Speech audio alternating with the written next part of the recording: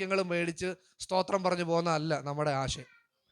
Hello, നമുക്ക് അങ്ങനെ വേണമെങ്കിൽ, നിങ്ങൾക്കറിയോ ഡെയിലി ബ്രെഡ് എന്നൊക്കെ പറഞ്ഞ ബുക്സൊക്കെ വായിച്ചിട്ടുണ്ടോ? നിങ്ങൾ വായിച്ചിട്ടില്ല? നിങ്ങളൊക്കെ വായിക്കണം ആ ബുക്ക്. അതിനകത്തിൽ എല്ലാ ദിവസവും രാവിലെ നമുക്ക് ഊർജ്ജസ്വലം കിട്ടുന്ന കുറേ വാക്യങ്ങൾ മാത്രമേ ഉള്ളൂ. പക്ഷേ അതുകൊണ്ട് മാത്രം കാര്യമില്ല. നമ്മൾ ഇതിനകത്തിലെ ആഴമായ ചില കാര്യങ്ങളോട് എന്ത് ചെയ്യണം? നമ്മൾ അറിഞ്ഞിരിക്കണം. എല്ലാവരുടെയും സന്തോഷം പോയോ? നിങ്ങൾ യഥാർത്ഥ ശിഷ്യത്വത്തെ പറഞ്ഞു കഴിഞ്ഞാലാണ് ആത്മാവ് ഏറ്റവും കൂടുതൽ ഇറങ്ങുന്നത്. ഹലോ, നമ്മുടെ ആരാധനയ്ക്ക് തടസ്സം ആത്മാവിനെ, ഹൃദയത്തെ ഒരുക്കാത്താന്ന് പറഞ്ഞ സൺഡേയിലാണ് ഏറ്റവും കൂടുതൽ ആരാധന ഉണ്ട്. എനിക്ക് ഇപ്പോഴും അത് ഓർമ്മയുണ്ട്. നിങ്ങൾ എത്ര പേര് ഓർക്കുമെന്ന് എനിക്കറിയത്തില്ല. ഇവിടെ എവിടെയോ വലിയ ഉണർവ് കാണുന്ന സമയത്ത് നമ്മളൊരു സൺഡേ ഇവിടെ പ്രസംഗിച്ച വേറൊന്നുമല്ല, ആത്മാവിന് പ്രവർത്തിക്കാൻ തടസ്സമായിരിക്കുന്നത് ഹൃദയത്തിൻ്റെ വിഷയമാണെന്ന് പറഞ്ഞ് അത് പറഞ്ഞെന്ന് അന്ന് ആഴ്ചയാണ് ഏറ്റവും കൂടുതൽ ആത്മാവ് ചലിച്ചത്. ഹലോ, എന്ന് വെച്ചാൽ അത് ആത്മാവ് ചലിച്ചെന്ന് പറയുമ്പം ഹൃദയഭാരം ഉണ്ടായിട്ട് നമ്മുടെ ഇടയിൽ ആത്മാവ് വന്ന ആ ഒരു ഇതിലാണ്. അതുകൊണ്ട് ശിഷ്യത്വത്തിലേക്ക് നമ്മളെ നയിക്കപ്പെടുമ്പോഴാണ് പരിശുദ്ധാത്മ എന്ത് ചെയ്യുന്നത്? പറഞ്ഞില്ലേ, സ്വർഗം സന്തോഷിക്കുന്ന എപ്പോഴാണെന്നറിയോ? പറഞ്ഞ പ്രിയരെ, സ്വർഗം സന്തോഷിക്കുന്ന എപ്പോഴാ? ഒരാത്മാവ്, എൻ്റെ അടുത്തൊരു ചോദ്യം, ഒരാത്മാവ് വിടുവിക്കപ്പെടുമ്പോൾ സ്വർഗം സന്തോഷിക്കുന്നെങ്കിൽ വിടുവിക്കപ്പെട്ട ആത്മാവ് ജീവിക്കുമ്പോൾ എന്തോ ആയിരിക്കും?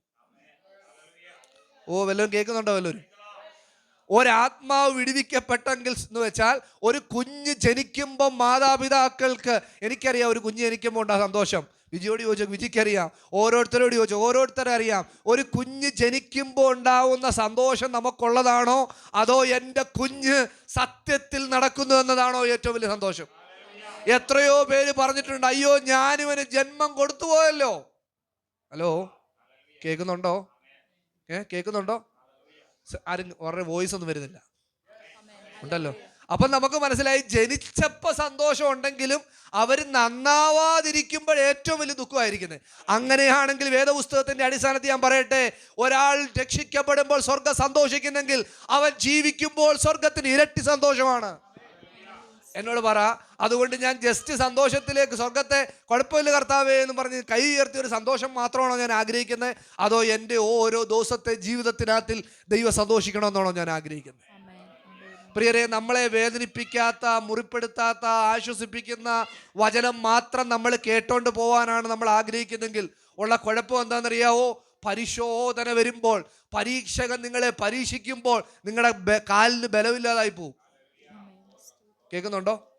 അന്നേരം നമുക്ക് പറയത്തില്ലേ, ഇങ്ങനെ നിങ്ങൾ കാലാളുകളോട് ഓടി നിങ്ങൾ പരാജയപ്പെട്ടാൽ യോർദാന്റെ വൻകരയിൽ നിങ്ങൾ എന്തോ ചെയ്യും എന്ന് വെച്ചാൽ, ചെറിയ ചെറിയ വിഷയത്തിനകത്ത് നിങ്ങൾ ഇങ്ങനെ പരാജയപ്പെട്ടു പോയാൽ വലിയ വിഷയങ്ങൾ വരുമ്പോൾ നിങ്ങൾ എന്തോ ചെയ്യും? പ്രിയരെ, അതിനെന്ത് ചെയ്യണമെന്നറിയോ?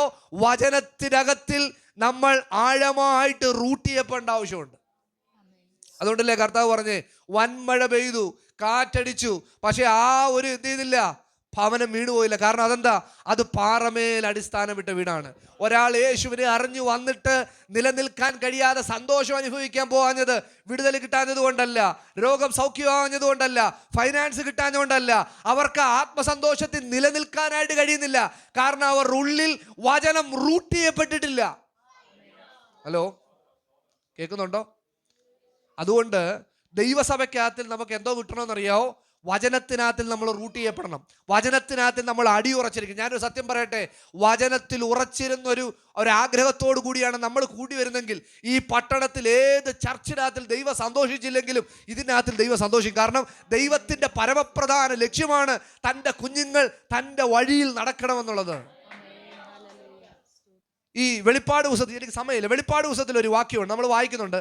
പുസ്തകം അങ്ങോട്ട് തുറന്നു വരുമ്പോൾ വായിക്കുന്ന വാക്യം 1-ാം അധ്യായത്തിന്റെ 2-ാമത്തെ വാക്യം ഒന്ന് വായിച്ചേ. ഫസ്റ്റ് ചാപ്റ്റർ 2 ഒന്ന് വായിച്ചേ. അവൻ ദൈവത്തിന്റെ വചനവും ഒന്ന് വായിച്ചേട്ടാ വാക്യം. Who testifies to everything he saw. അവൻ ദൈവത്തിന്റെ വചനം. അടുത്ത വായിച്ചോട്ടെ. That is the word of God and the testimony of Jesus Christ. And testimony of Jesus, ദൈവത്തിന്റെ സാക്ഷ്യം. അടുത്ത വാക്യം. Blessed is the one who reads. Blessed is the one who reads aloud. Read. നോക്കിക്കേ, ദൈവവചനം വായിക്കുന്നവനല്ല എങ്ങനെയുള്ളവനാ? അനുഗ്രഹിക്കപ്പെട്ട ആളാ. കേൾക്കുന്നുണ്ടോ? പക്ഷേ ദൈവവചനം വായിക്കുന്ന അനുഗ്രഹിക്കപ്പെട്ടതാണെങ്കിലും അതിൻ്റെ ഫലം പുറപ്പെടുന്ന എവിടുന്നാണെന്നറിയാവോ? വായിച്ചാൽ മാത്രം പോരാ, അതിനെ ആചരിക്കുമ്പോഴാണ് വരുന്നത്. തുടങ്ങുമ്പോഴെങ്ങനെ എഴുതിയിരിക്കുന്നെങ്കിലും പുസ്തകം അവസാനിക്കുമ്പോൾ എങ്ങനെ എഴുതിയിരിക്കുന്ന അറിയണമല്ലോ. 22-ാം അധ്യായത്തിന്റെ 7-ാമത്തെ വാക്യം ഒന്ന് വായിച്ചേ. റെവലേഷൻ ചാപ്റ്റർ 22:7 ഒന്ന് വായിച്ചട്ടെ. 22:7. വേഗത്തിൽ വായിക്കണേ. Revelation chapter 22 verse 7. കോഡ്ലെസ് ഇവിടെ വായിക്കും. ഇതാ ഞാൻ വേഗത്തിൽ ഇതാ വരുന്നു. ഞാൻ വേഗത്തിൽ വരുന്നു. ഈ പുസ്തകത്തിലെ പ്രവചനം പ്രമാണിക്കുന്നവൻ. ഈ പുസ്തകത്തിലെ പ്രവചനം എന്ത് ചെയ്യുന്നവനാ? പ്രമാണിക്കുന്നവൻ. നിങ്ങൾ പറ, അപ്പൊ എന്തിനാ ദൈവം വാല്യൂ കൊടുക്കുന്ന കൂടുതൽ? എന്തോനാ ദൈവം വാല്യൂ? പുസ്തകം തീരാൻ പോകുമ്പോഴും വേദപുസ്തകത്തിന്റെ അവസാന അധ്യായങ്ങളിലേക്ക് കടന്നു വരുമ്പോഴും സ്വർഗം പറയുന്നത് എന്ത് ചെയ്യുന്നതിനെ കുറിച്ചാ? പ്രമാണിക്കുന്നതിനെ കുറിച്ചാ പറയുന്നത്, അനുസരിക്കുന്നതിനെ കുറിച്ചാ പറയുന്നത്. വേദപുസ്തകം പറഞ്ഞത് അനുസരിക്കുന്നത് യാഗത്തെക്കാളും വലിയ കാര്യമാണ്. അപ്പൊ ദൈവസഭയ്ക്കകത്തിൽ ആത്മാവിന്റെ പ്രവർത്തനത്തെ തടയുന്ന പ്രധാന ഘടകം എന്തോന്നറിയണം? അനുസരണമില്ല. വചനത്തിൽ കീഴ്പ്പെടാൻ പറ്റുന്നില്ല. നമുക്ക് രണ്ട് തോണി കാല് വെക്കാൻ പറ്റില്ല പ്രിയരെ.